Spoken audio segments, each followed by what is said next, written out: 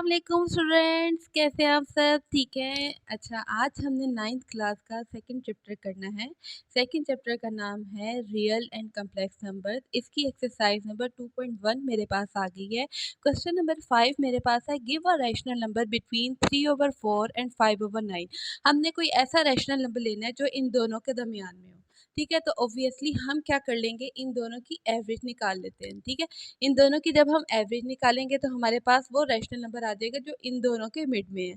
ठीक है, एवरेज हम कैसे निकालते हैं, जिस भी नंबर की जो नंबर्स हो उनको हमने अगर उसकी एवरेज निकालनी है तो हम क्या करेंगे, उनको प्लस करेंगे और 2 पर डिवाइड कर देंगे तो हमारे पास उसकी एवरेज निकल आएगी। ठीक है, तो कर लेते हैं प्लस इसको।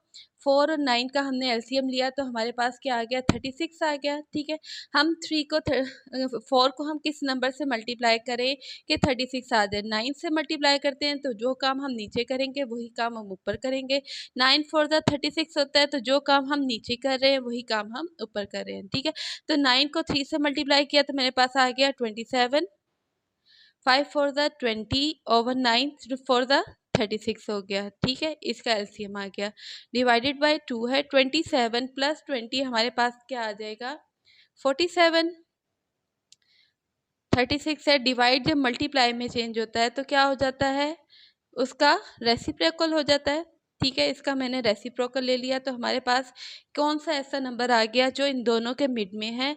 47 1 ज़ा 47 ओवर 36 2 ज़ा 72। ठीक है, ये एक ऐसा रैशनल नंबर है जो इन दोनों के दरमियान में है। ठीक है, तो क्वेश्चन नंबर 5 तो हमारा चुटकियों में सॉल्व हो ही गया। ठीक है, अब आ जाओ जल्दी से क्वेश्चन नंबर 6 पर। क्वेश्चन नंबर 6 मेरे पास है, express the following recurring decimals as a rational number p over q and where p q are integers and q is not equal to 0। ठीक है, इस क्वेश्चन से हमें कोई लेना देना नहीं है, डायरेक्ट हम उसके ऊपर आ जाते हैं, क्वेश्चन पर आ जाते हैं। क्वेश्चन हमारे पास है 0.5 बार। क्वेश्चन में हमने उसने कहा था कि हम इन रैशनल नंबर्स को, जो इंटीजर्स है, इनको हमने क्या करना है, p ओवर q की फॉर्म में लेके आना है। ठीक है, मकसद हमारा यही है कि p ओवर q की फॉर्म में लेके आओ और q is not equal to 0। ठीक है, इतना लंबा चौड़ा क्वेश्चन के चक्कर में नहीं पड़ा करो और डायरेक्ट इसको हम सॉल्व कर लेते हैं। ठीक है, इसको मैं लेट कर लेती हूँ। Let x is equal to 0.5 bar. 5 bar का मतलब है कि 5 जो है वो रिपीट हो रहा है, रिपीटिंग फ्रैक्शन है ये। ठीक है, रिपीट फ्रैक्शन है। ठीक है, इससे जो आगे अप टू सोन जा रहा है, इससे आपने घबराना नहीं है। ठीक है, इसका कोई इतना इशू नहीं होगा। ठीक है, अब हम क्या कर देंगे, जब हमारे पास पॉइंट के बाद एक टर्म हो तो हम दोनों साइड्स पर 10 से मल्टीप्लाई कर देते होते हैं। तो हमने क्या किया, 10 से इधर भी मल्टीप्लाई कर दिया और इधर भी मल्टीप्लाई किया।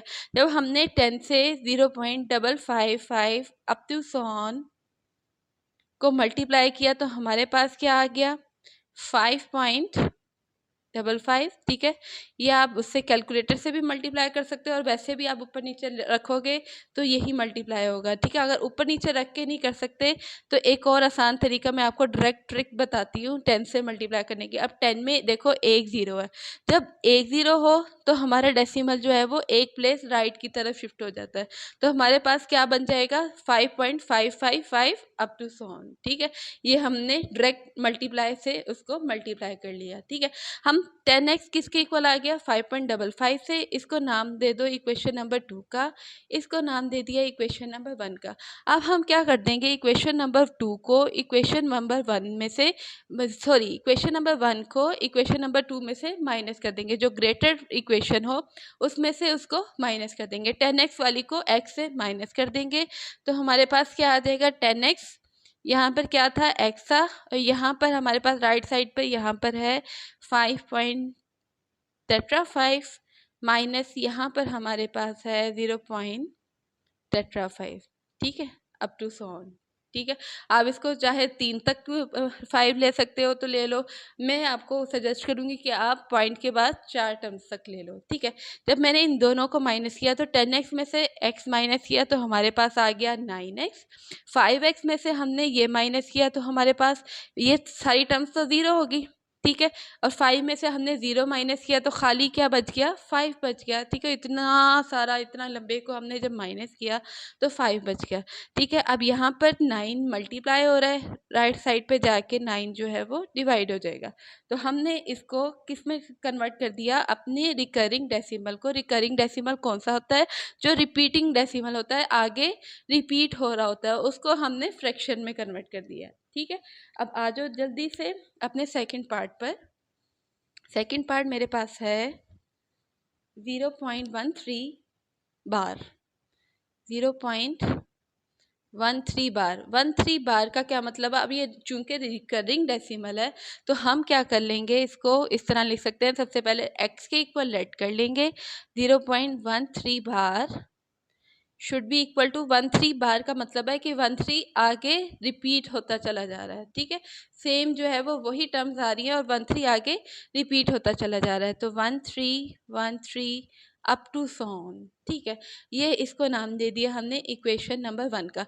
अब यहाँ पर पॉइंट के बाद 2 टर्म्स है। जब पॉइंट के बाद 2 डिजिट्स होंगे तो हम उसको 100 से मल्टीप्लाई करेंगे। जब पॉइंट के बाद 1 डिजिट था पिछला तो हमने 10 से मल्टीप्लाई किया था, यहाँ 2 हैं तो हम इसको 100 से मल्टीप्लाई कर लेते हैं। तो इस पूरी इक्वेशन को जब हमने 100 से मल्टीप्लाई कर दिया, इसको हमने मल्टीप्लाई किया 100 से, तो क्या आंसर आ जाएगा। अब मैंने वही वाले तरीके से करो, डायरेक्ट वाला मेथड जो था उससे करो। जब इसको 100 से मल्टीप्लाई किया, 100 में कितने ज़ीरोज़ हैं, 2 ज़ीरोज़ हैं, तो हमारा डेसिमल जो है वो 2 प्लेसेस राइट की तरफ शिफ्ट हो जाएगा। तो हमारा आंसर क्या बन जाएगा, 13.13 अप टू सो ऑन, ठीक है। ये ट्रिक समझ आई है ना, कि मैंने आपको वैसे शॉर्ट्स में भी समझाया था कि जब हम डेसिमल को किसी 100 वगैरह से या 10 वगैरह से मल्टीप्लाई करते हैं जिसमें ज़ीरोज़ हो, तो हमारा डेसिमल उस ज़ीरोज़ के लिहाज से राइट की तरफ शिफ्ट हो जाता है। जब डिवाइड करेंगे तो लेफ़्ट की तरफ शिफ्ट होगा, मल्टीप्लाई करेंगे तो राइट की तरफ शिफ्ट हो जाएगा, जितने ज़ीरोज़ हैं उसके मुताबिक, ठीक है। अब आ जाओ नेक्स्ट पार्ट पर। हमने क्या करना है, इक्वेशन नंबर, इसको हमने नाम दे दिया इक्वेशन नंबर 2 का। अब हम क्या कर देंगे, अपनी इक्वेशन नंबर 1 को इक्वेशन नंबर 2 में से माइनस कर देंगे। 100x में से x मैंने माइनस करना है, इज इक्वल टू, यहाँ पर राइट साइड पे क्या है मेरे पास, 13.13 अप टू सोन माइनस 0.13 अप टू सोन, ठीक है।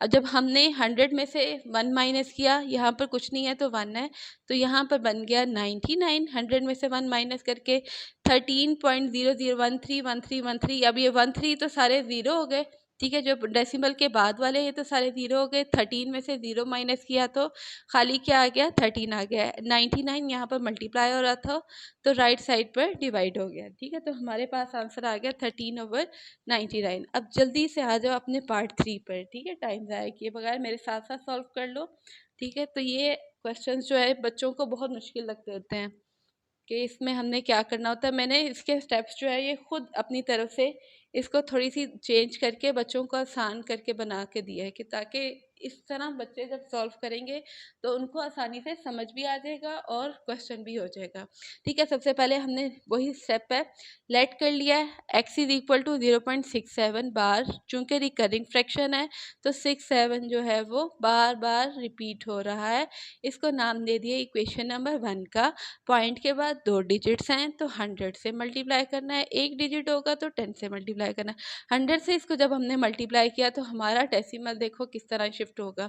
100 में कितने ज़ीरोज़ हैं, 2 ज़ीरोज़ हैं, तो हमारा डेसिमल जो है वो 2 प्लेसेस राइट की तरफ शिफ्ट हो जाएगा और हमारा आंसर क्या आ जाएगा, 67.67 अप टू सोन, ठीक है।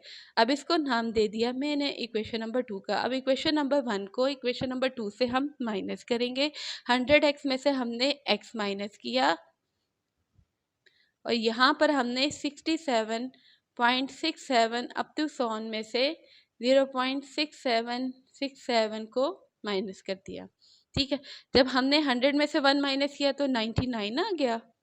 67 में से 67 माइनस किया, ये तो सारे हमारे पॉइंट के बाद वाले तो ज़ीरो हो गए। 67 में से 0 माइनस किया तो हमारे पास खाली बच गया 67।